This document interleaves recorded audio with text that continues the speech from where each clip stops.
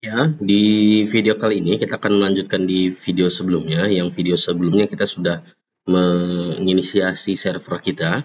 Server kita udah jalan di port 2000 ya. Jadi kalau kita cek di sini di port 2000 npm run dev gini ya. Oh, salah. Harusnya kita change directory ke server. Baru npm run dev gini ya. Nah, jadi servernya udah jalan di port 2000. Jadi kalau kita buka port 2000-nya di sini, localhost, portnya 2000, maka akan tulis server aktif sesuai dengan yang ada di sini. Gitu ya. Nah, sekarang kita akan bikin database-nya dulu menggunakan MongoDB. Silakan dibuka Google-nya, kemudian cari MongoDB. Nanti di sini ada MongoDB ya. Boleh mau yang atas mau yang bawah juga sama aja. Saya yang bawah dulu. Harusnya ketika kamu ikutin tutorial ini, berarti saya beranggapan kamu itu udah punya akun MongoDB-nya, gitu ya, karena kan project ini bukan untuk beginner banget gitu. Jadi bukan untuk yang nol banget sama programming. Jadi dia punya pengetahuan tentang programming lah ya. Nah, yang jelas kita menggunakan akunnya, kita menggunakan database MongoDB. Jadi kita perlu daftar dulu ke MongoDB-nya dengan membuat database baru. Jadi saya nggak perlu mengajarkan dari nol gitu ya cara ngebuat database-nya gimana. Mungkin nanti di project berikutnya nanti saya akan bikin project full untuk full stack web developer.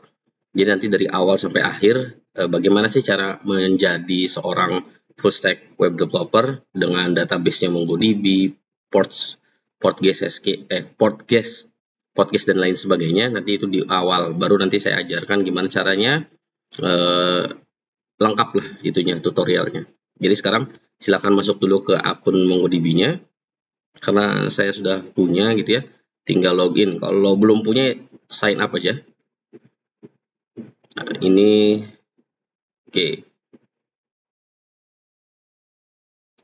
Kalau yang baru pertama kali punya akun MongoDB-nya, nanti itu bisa diklik di sini. Nanti dia harus ngisi apa namanya, nama project dan lain sebagainya, terus database-nya. Kita bikin cluster. Nah, di sini nih kalau baru pertama kali menggunakan MongoDB, nanti create di sini. Nanti bikin new cluster karena akun saya udah punya yang gratisnya gitu. Nah, this project already has free cluster gitu. Jadi udah punya cluster yang free-nya. Jadi kalau masih baru silahkan dipilih AWS. Nanti di sini create cluster gitu. Tapi memang prosesnya agak lama, sekitar 15 menit deh baru bisa digunakan database-nya. Nah, setelah punya nanti ada database-nya. Di sini terjadi ada connect, ada view monitoring, browse collections, diklik aja browse collections-nya kalau udah punya. Nanti juga kalau yang baru juga dibuat aja. Nah, di sini udah ada database yang punya saya. Di sini ada demo sekolah, kasir, my server, Toserba versi 2, 21. Nah, di sini kita create database saja. Nama database-nya apa? Saya kasih nama e-commerce saja. E-commerce, kemudian collection name kita kasih user dulu aja. Terus kita create.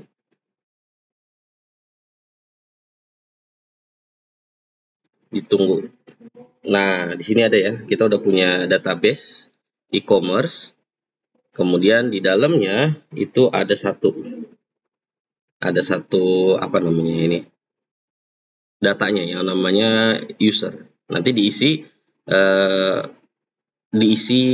ketika user daftar gitu ya. Nanti ketika dia register ke web kita, nanti akan terisi otomatis di sini gitu. Kemudian setelah kita udah punya database-nya, kita harus menghubungkan database ini gitu dengan aplikasi kita. Gitu. Caranya kita masuk dulu ke punya kita sini. Bikin folder baru namanya config. Nah, konfigurasi di dalamnya ada file, nama filenya itu adalah connection. Gitu ya. Terserah namanya apa aja, yang penting saya kasih nama connection. Nah, di sini.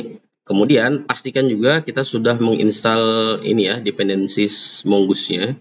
Jadi kita tinggal import di sini Mongoose. Nah, seperti ini. Kemudian kita akan membuat variabel ya. Connect gitu ya. Connect gitu aja.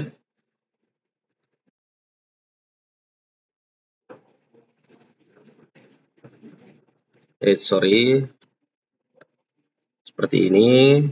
Ada try catch-nya. Kalau ada error, kita log aja dulu errornya. Log dulu errornya. Kita masukkan error.message-nya apa. Kemudian kita buat proses exit. Kok emit sih? Proses exit 1. Jadi nanti kalau ada error, dia servernya akan langsung berhenti. Tuh. Kemudian kita akan melacak kita itu nyambung koneksi ke database-nya itu apa gitu. Nanti saya contohkan dulu. Mongoose Connect gitu. Kemudian di sini ya di sini kita harus mengisi apa namanya? String, kok stringnya apa?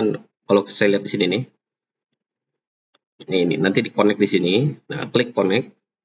Nah, nanti di sini kita pilih. Ya, kita mau pilih yang nih MongoDB for VS Code. Bukan. Sorry, yang mana nih? Ini MongoDB. Nah, ini nih drivers. Nah, di sini ada MongoDB native, ada Node.js, Go dan lain sebagainya. Kita klik di sini. Nah, Node.js kita kan yang versinya terbaru ya. Ambil aja ini. Nah, terus di sini. Nah, ini kita copy nih. Ini string ini kita copy gitu. Terus kita harus buat namanya satu file namanya .env. Nah, di sini kita akan menaruh URL tadi. Taruh aja di sini. Nah, gini ya.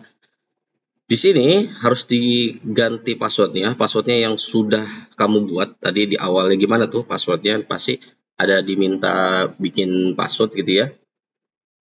Dimasukkan passwordnya. Kemudian di sebelah mana ya? Di sini nih, kalau nggak salah. Ya, di sini benar. Di sini masukkan nama database-nya. Gitu. Kalau tadi nama database saya mana ya? Close dulu.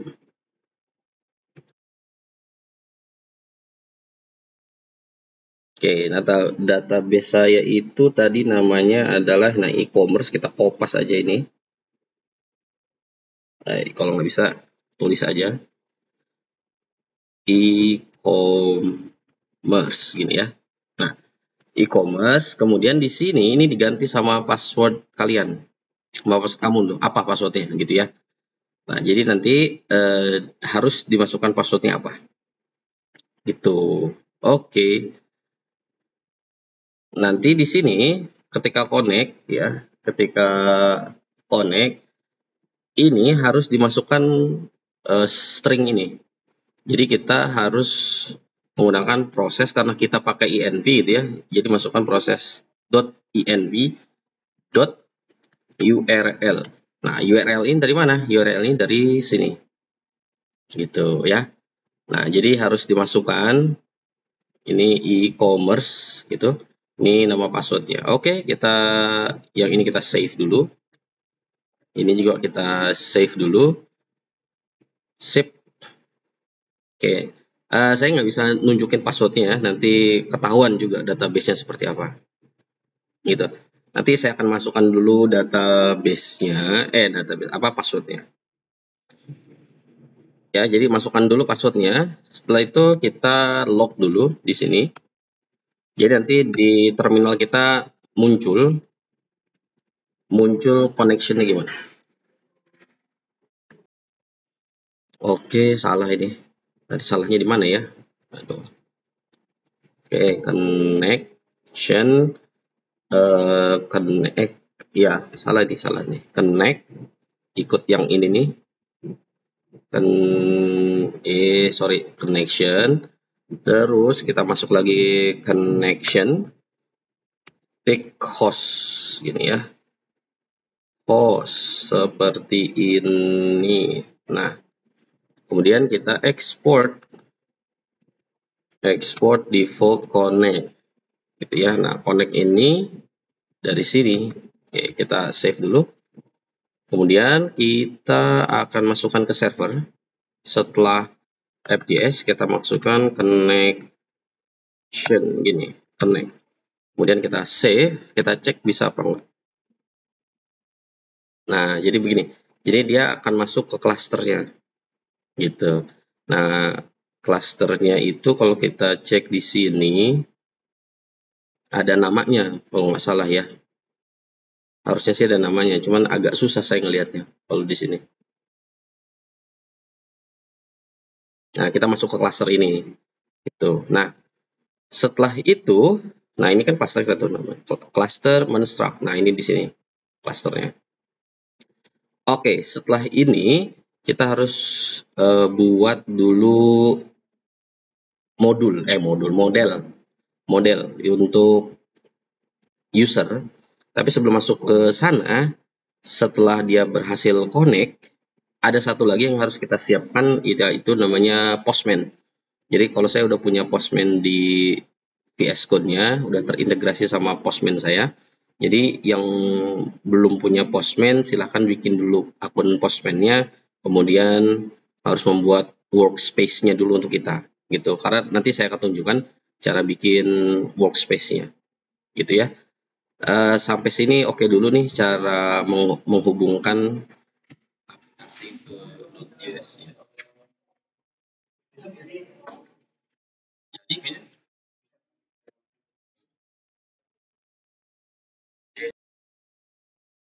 Jadi videonya sampai sini dulu, kita sudah koneksi ke database-nya. Nanti dilanjut lagi di video berikutnya, kita persiapkan untuk Postman. Oke, sampai jumpa.